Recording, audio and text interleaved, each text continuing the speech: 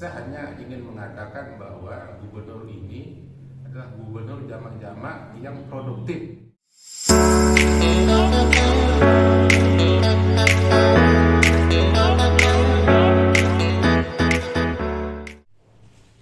Assalamualaikum warahmatullahi wabarakatuh. Waalaikumsalam warahmatullahi wabarakatuh. Jumpa lagi dengan kami di podcast Tumbuh Media Channel.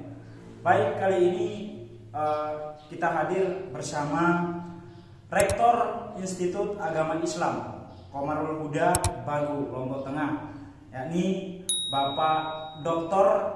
Tuan Guru Ahyal Fardi MSI, ya Bapak ya. Ya. Jadi kali ini di pertemuan podcast kali ini kita akan membahas terkait dengan evaluasi 4 tahun kepemimpinan Julrohmi bersama Bapak Tuan Guru Lindigi. Ya, jadi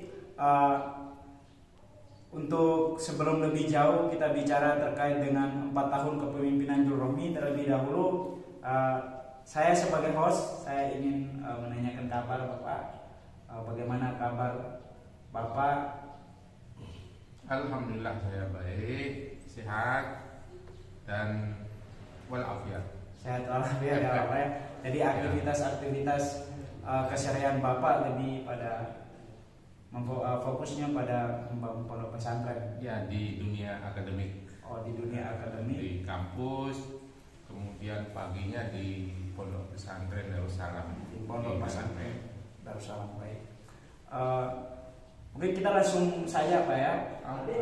Kita langsung saja terkait dengan tema kita kali ini, yakni evaluasi 4 tahun kepemimpinan Dr. Julrohmi. Jadi dalam program unggulan yang terdapat pada slogan NTP Gemilang, salah satunya adalah industrialisasi. Oleh karena itu kami ingin menanyakan bahwa dalam fokus industrialisasi NTB ini apa yang dipahami masyarakat? Ya, program industrialisasi yang digalakkan oleh Gubernur Zulkifli Mansah dan Bu Rohmi ini, saya kira ini sangat bagus dalam rangka untuk pengembangan ekonomi masyarakat, tentunya akan berimplikasi pada kesejahteraan masyarakat. Nah, industrialisasi ini memang gubernur harus menyiapkan ekosistem dari industrialisasi itu. Ya, sebelum betul-betul nanti dicarikan pihak ketiga untuk pendanaannya. Nah, ekosistem usaha industri yang saya maksudkan adalah di pemerintah daerah ini mendorong untuk melakukan pelatihan ya, terhadap masyarakat, dalam hal ini UKM yang bergerak dalam bidang industri di NTB. Salah satunya misalnya yang berkembang saat ini itu kan Muslim fashion yang sekarang ini sedang digalakkan. Nah, keunggulannya Muslim fashion ini adalah pewarnaannya itu kan dari warna alam. Dan misalnya warna daun manggis, hijaunya itu hijau daun manggis. Nah, ini sudah berkembang, tetapi kan baru beberapa UKM. Nah, kalau ini betul-betul digalakkan untuk dikembangkan industri dalam bidang fashion ini, saya kira itu sangat bagus. Itu pertama. Kemudian ada industri juga yang dikembangkan bagaimana mengolah daun kelor. Itu menjadi teh. Nah, ini kan sangat bagus. Nah, kalau daun kelornya saja yang kita pasarkan, kita petik, kemudian kita jual ke pasar, itu kan tidak ada keuntungan yang lebih besar, itu enggak ada.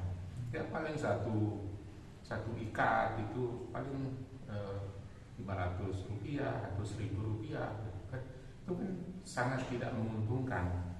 Nah, dalam konteks industri ini yang memang menjadi program Zulrahmi ini, yang bagaimana kelor yang selama ini kita konsumsi itu kita rubah menjadi teh, dan itu harganya akan meningkat. Nah, tentu inilah peran dari pemerintah daerah untuk melakukan pelatihan, menyiapkan SDM, kemudian mencarikan donatur sehingga UKM ini tumbuh berkembang sesuai dengan harapan. Nah, tentu ini akan bagus. Nah, begitu juga dengan industri yang lain misalnya. Selama ini di masyarakat Lombok Utara misalnya, di daerah Godang dan sekitarnya, itu kan menjual cengkeh, ya kan tidak seberapa juga. Nah, sehingga ini kan perlu didorong masyarakat nanti menjual tidak cengkehnya tetapi minyak cengkeh. Nah, itu kan akan bernilai ekonomi lebih menguntungkan untuk daripada kita menjual bahan mentahnya. Kira itu yang bagus, yang memang intervensi pemerintah daerah, dalam hal ini Pak Gubernur dan Wakil Gubernur ini harus mendorong betul UKM dalam bidang industri. Oke, baik. Jadi tentu kita ketahui bersama bahwa industrialisasi, kalau kita bicara terkait dengan industrialisasi, itu mengandalkan kreativitas dan keterampilan individu untuk bagaimana mengolah bahan baku, kemudian menjadi bahan jadi, kemudian produk-produk yang baru. Nah, itu maksud daripada industrialisasi. Pasca COVID-19, pandemi melanda dunia di akhir tahun 2020 kalau nggak salah. Nah, tahun 2020 kemudian di seluruh daerah Indonesia itu terdampak wabah dan merosotnya ekonomi, perilaku ekonomi, bahkan sampai usaha-usaha di NTB pada khususnya pun menurun. Nah, di tahun 2021 awal, di situ pemerintah membangun suatu konsep ekosistem industrialisasi. Nah, untuk bagaimana itu merupakan suatu proses pemulihan ekonomi bangkit dari wabah pandemi. Nah, menurut Bapak kira-kira dari tahun 2021 sampai pada tahun 2022, apakah proses industrialisasi itu berhasil? Ini memang kita harus setback sedikit ya. Kita memang di NTB khususnya ini kan mengalami satu musibah yang cukup berat. 2018 kita gempa KLU, sangat luar biasa. Nah, begitu gempa belum selesai, lalu muncul virus COVID-19, dan itu 3 tahun ya, dan sekarang ini kita sudah mulai landai. Nah, sehingga perkembangan ekonomi dan ini sangat berdampak kepada tidak hanya dunia usaha, bahkan dunia usaha pariwisata itu kan hampir semuanya sekarang tidak ada yang jalan. Nah, kemudian di tataran birokrasi pemerintahan misalnya, ini juga akan mengalami persoalan yang serius. Pajak itu tidak ada yang masuk, karena memang akan berdampak kepada sehingga yang masyarakat yang hampir semua masyarakat itu terdampak ya dengan virus COVID-19 ini. Nah, yang menarik di tengah wabah ya, gempa, kemudian muncul lagi virus gitu. Nah, ini ada satu hal yang mungkin sebagian orang menganggap gubernur ini nggak masuk akal ya. Di tengah COVID seperti ini kok ingin melakukan event internasional, yaitu MotoGP Mandalika gitu kan. Nah, itu cemoohan sinis, banyak masyarakat yang sinis. Ada mungkin itu akan terlaksana. Nah, dengan keyakinan yang, dengan konsep-konsep, dengan keyakinan yang matang, konsep yang memang komunikasi politik tidak hanya nasional gitu ya, tapi juga berkomunikasi dengan dunia internasional. Oke, kami siap datang untuk ikut berperan serta dalam event internasional MotoGP, dan itu memang terbukti.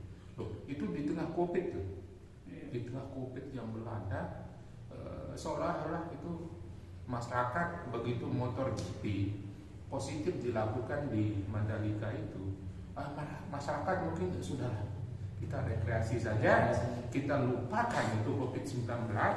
Oh enggak, jelas makhluknya kayak apa gitu. Akhirnya orang berlomba-lomba datang ke Mandalika. Bahkan sebagian kawan juga itu mengontak, ya, saya tidak dapat tempat, saya ingin rumah-rumah penduduk pun itu bisa dijadikan tempat mereka menginap. Itu artinya bahwa dunia internasional itu juga bahkan barangkali sudah melupakan ya COVID-19, sehingga mereka datang ke sini. Masyarakat juga Indonesia juga mungkin melupakan, kita anggap rekreasi saja, kita lupakan. Kita sudah 2 tahun ini terkena virus COVID-19 secara psikologi. Kan psikologi kita yang terganggu, kita takut begini, takut begini. Ya sudahlah, sekarang ada motor GP, oke, kita berlomba-lomba ke sana. Nah, itu sukses. Nah, di balik kesuksesan penyelenggaraan motor GP tentu panitia. Tapi di balik itu adalah pemerintah daerah. Kemudian dampak positifnya apa? Secara nasional, citra nasional itu kan terangkat di mata internasional. NTB, wabil khusus Lombok khususnya itu kan juga terangkat, mulai dikenal di peta motor GP di internasional. Saya kira itu positif. Oke, jadi di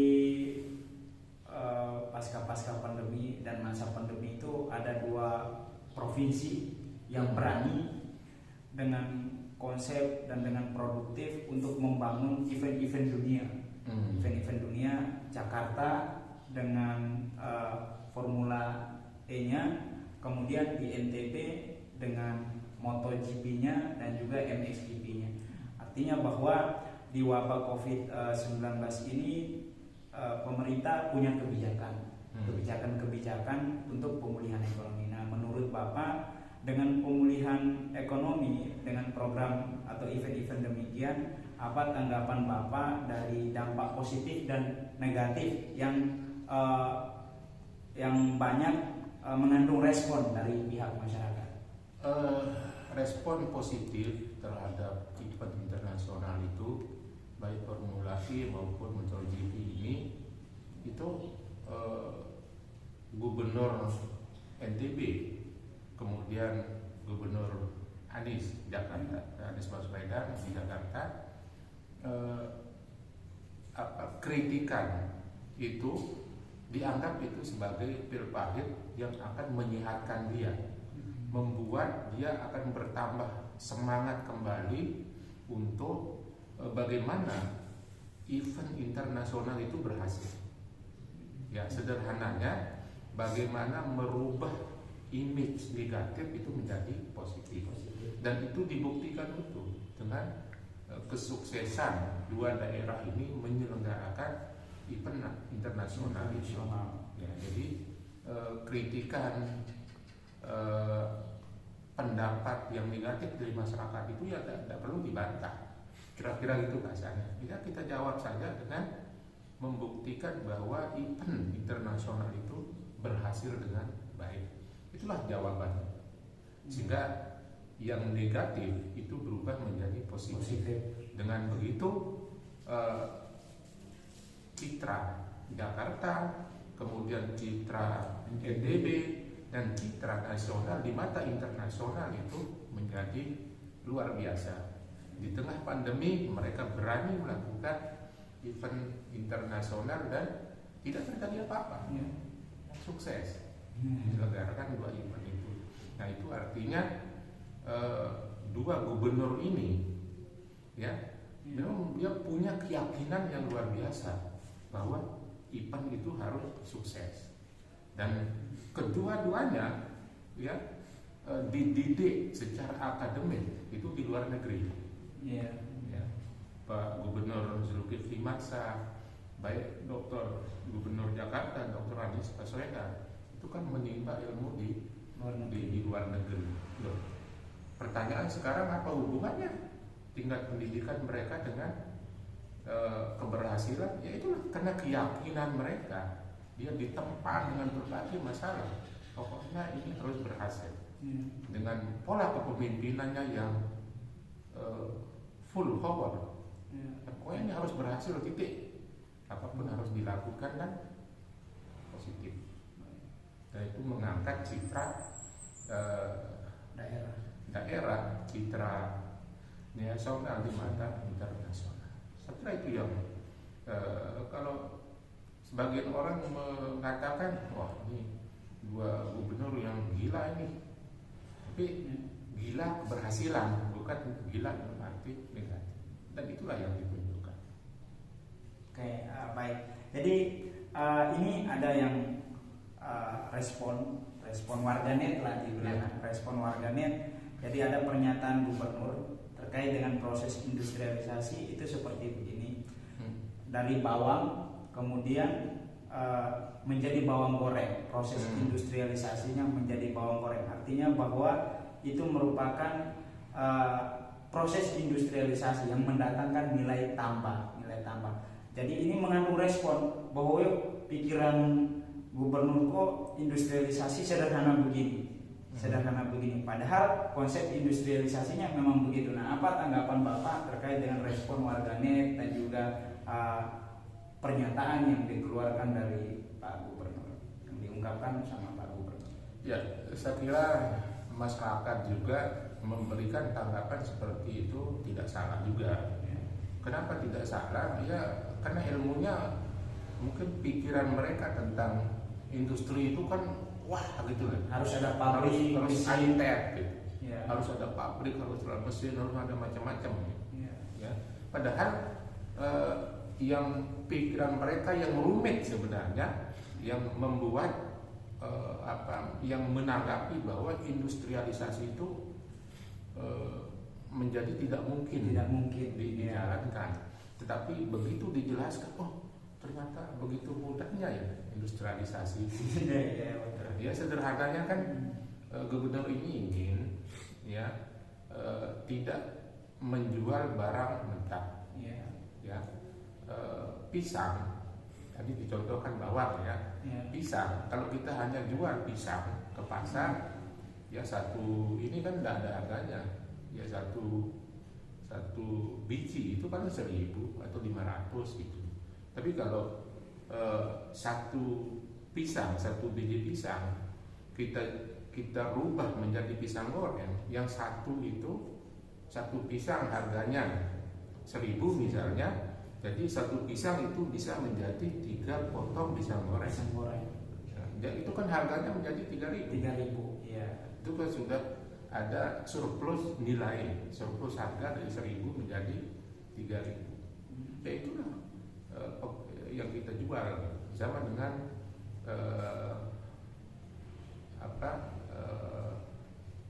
daun kelor atau moringa tadi. Ya, kita ubah menjadi teh, harganya dari 500 satu ikat bisa menjadi 25.000 setelah berubah menjadi teh moringa atau teh kelor. Luar biasa. Baik pemirsa, bahwa itu proses industrialisasi dari bahan mentah ke bahan jadi, kemudian dari bahan jadi itu diolah sedemikian rupa, dipolarisasi sedemikian rupa untuk mendapatkan nilai tambah. Ini yang kita sebut dengan konsep industri kreatif. Baik, bahwa di 4 tahun kepemimpinan Zulrahmi ini tentu ada konstelasi politik NTB menjelang 4 tahun kepemimpinan Zulrahmi untuk momen 2024. Nah, menurut Bapak atau terkait pengamat dari hemat Bapak, bagaimana konstelasi NTB di 4 tahun kepemimpinan Zulrahmi? Ya, pertama duet Zulrahmi ini kan hampir selama 4 tahun ini tidak ada gesekan yang berarti. Mereka enjoy saja. Kalaupun ada perbedaan pendapat, itu kan hanya wajar saja, mungkin karena beda perspektif. Tapi secara umum duet ini memang harus dipertahankan, ya, karena 4 tahun ini kan banyak program-program yang sudah bisa dilaksanakan. Ya, seperti di samping tadi itu kan ada program Zero Waste. Ya, Zero Waste itu saya kira itu sudah memasyarakat. Saya contohkan misalnya di banyak hotel, ya, di ruang-ruang. Kalau dulu kan begitu kita masuk ke kamar untuk menginap itu mesti ada air aqua misalnya dengan botolnya. Tapi sekarang enggak. Ya, kita hanya disediakan gelas, kemudian tempat air dari kaca, kemudian airnya kita isi di luar misalnya, itu di dispenser kita. Nah, itu kan nyata, ya, program Zero Waste itu kan nyata. Masyarakat itu sudah menjalankan, terutama di dunia usaha. Nah, hanya yang perlu dilakukan itu adalah penyadaran terhadap masyarakat, budaya masyarakat tentang zero waste. Ini yang seperti buang sampah sembarangan gitu kan. Ini sebenarnya itu bisa kalau lebih giat lagi dalam 1 tahun ini itu sangat mungkin dilakukan. Misalnya kita mulai di kantor. Ketika rapat-rapat justru nggak usah sediakan air gelasan yang dari plastik. Kemudian di sekolah, ya, nggak usah jual boba yang dari plastik. Itu udah minum di tempat saja, sediakan gelas misalnya. Nah, ini bisa dilakukan dengan intervensi melalui program yang dilakukan oleh Dinas Pendidikan dan Kebudayaan dan sebagainya. Itu sangat-sangat mungkin dilakukan karena di tataran dunia usaha, perhotelan, restoran dan sebagainya itu kan sudah mulai menjalankan program Zero Waste itu. Nah, sekarang di dunia pendidikan, kemudian di dunia kesehatan, rumah sakit dan sebagainya, saya kira itu sangat mungkin. Ya, tinggal penyadaran terhadap masyarakat akan pentingnya, ya, hidup tanpa plastik. Oke, baik. Jadi di momen politik 2024 ini intinya bahwa para pemimpin-pemimpin atau calon-calon lain sudah mempersiapkan diri. Tentu parpol dan lain sebagainya tengah mempersiapkan diri. Nah, hemat Bapak, apakah tetap berpasangan atau tidak, Dr. Jul sama Dr. Romi? Saya kira itu nanti konstelasi politik ini masih berproses. Ya, sebagian memang masyarakat menginginkan kembali berduet di periode berikutnya. Itu dengan alasan-alasan yang saya kira rasional. Ya, selama 4 tahun tidak terjadi gesekan yang berarti yang mengharuskan, ya, mereka harus berpisah, itu kan nggak ada. Mereka enjoy saja. Bahkan ketika program bagaimana memasyarakatkan atau membuat, ya, destinasi budaya, destinasi wisata di tingkat desa, itu malah Bu Wagub itu sering sekali turun untuk mendampingi masyarakat. Kemudian lomba desa itu malah yang sering turun itu kan Bu Wagub, Bu Roni. Nah, tentu atas pengetahuan Pak Go tentunya kan. Nah, ini kan mereka saling menutupi dan mereka enjoy kan. Ya, kalaupun ada yang mendorong untuk berpisah, itu kan wajar. Ya, wajar karena memang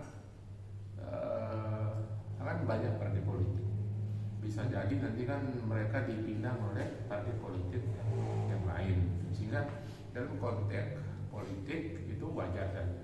Tetapi apakah mereka akan kembali berduet untuk periode berikutnya, itu tergantung dari konstelasi politik ke depannya. Tapi sebagian sekali lagi mengharapkan supaya duet ini dipertahankan. Toh sekarang kan dulu PKS Nasdem, ya tinggal kalaupun nambah partai politik tinggal ditambah aja menjadi partai pengusung. Tapi modal dua partai ini saya kira cukup untuk kembali berduet ya pada pilkada serentak tahun 2004 akan datang. Oke, baik. Jadi sebelum kita lebih lanjut, jadi ada rumor-rumor kemarin terkait dengan gubernur itu jamak produktif. Nah, alasan Bapak berkata seperti itu, alasannya seperti apa, Pak? Sebenarnya itu kan kita melihat dari penampilan atau body language dalam komunikasi politik yang dilakukan oleh Gubernur DZ ini kan tidak terlalu protokoler, ya. 3 kali misalnya saya ketemu mendampingi Datuk Bagus Tumuji ke Pak Gubernur ini, ya santai aja dia, ya. Santai, ini kan humble. Tetapi di balik kesederhanaan itu ternyata dia sangat produktif, ya. Memiliki gagasan-gagasan untuk mensejahterakan masyarakatnya. Ya, salah satunya dari program industrialisasi di NTB.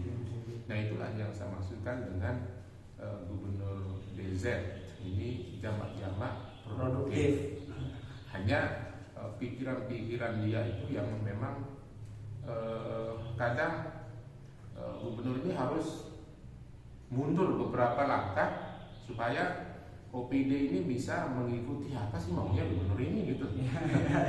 Jadi gubernur harus mundur selangkah. Iya, terkadang dia harus mundur selangkah untuk maju kembali. Ya. Ya. Nah, ya saya kira itu hanya pendapat, ya. Karena kita melihat penampilan, ya, kemudian cara berkomunikasi dengan masyarakat, komunikasi politik dengan dengan legislatif, ya, komunikasi politik dengan pemerintahan di Jakarta ini kan dilakukan dengan sangat cerdas dan produktif, ya. Nah, sehingga buktinya itu adalah sekali lagi penyelenggaraan event-event internasional yang ada di NTB. Kemudian terakhir kemarin kan yang di Samota, XDP Samota. Nah, ini juga kan bagi sebagian orang yang sinis, gitu. Gubernur ini ada-ada saja itu. Mana mungkin MX di Samota itu bisa berlangsung, daerah sepi misalnya. Ya, tapi sekali lagi itu kan keyakinannya dengan komunikasi politik yang dilakukan oleh Gubernur DZ ini, ya semua bisa terselenggara dengan sukses, ya. Kalaupun ada kritikan itu kan wajar saja, karena tidak ada yang sempurna.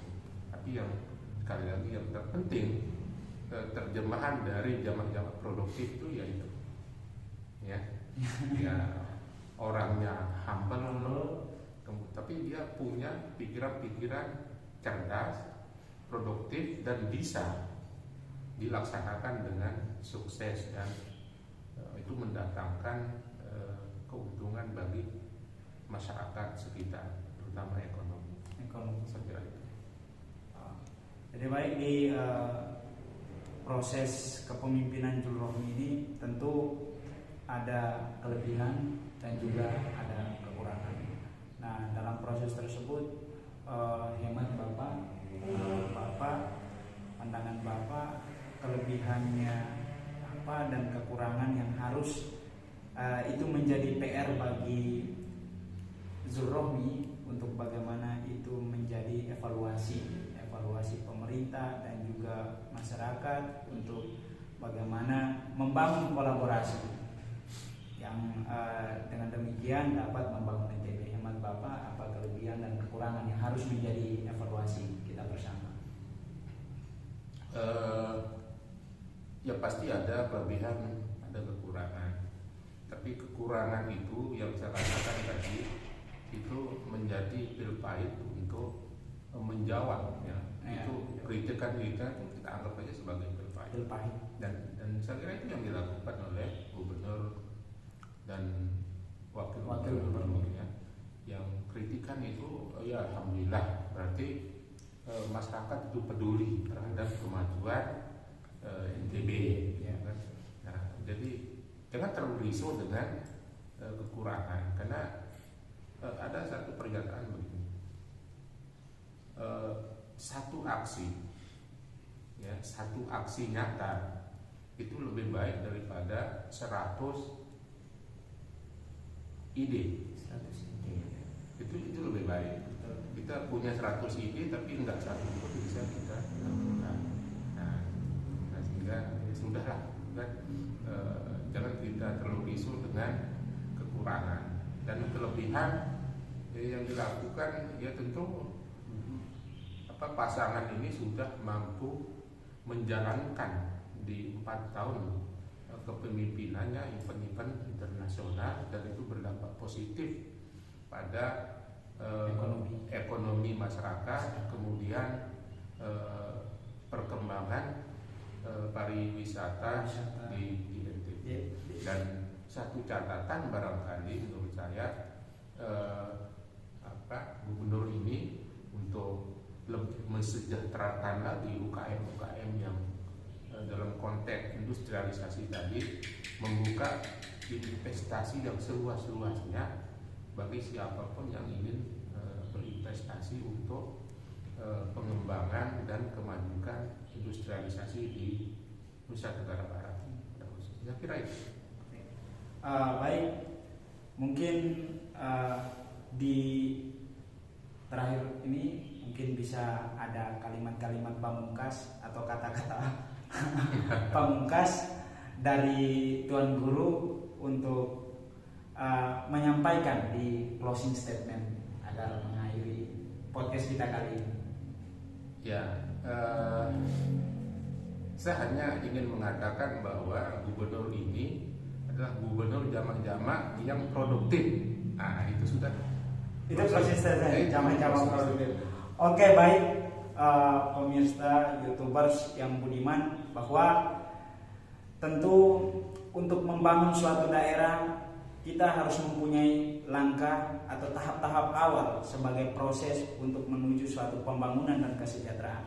Oleh karena itu, kolaborasi dan elaborasi antara pemerintah dan masyarakat itu merupakan sesuatu hal yang sangat penting. Artinya bahwa kerjasama untuk membangun merupakan sesuatu yang mulia dalam membangun suatu daerah. Terima kasih Tuan Guru atas podcast kali ini. Billahi taufiq wal hidayah. Wassalamualaikum warahmatullahi wabarakatuh. Waalaikumsalam warahmatullahi wabarakatuh.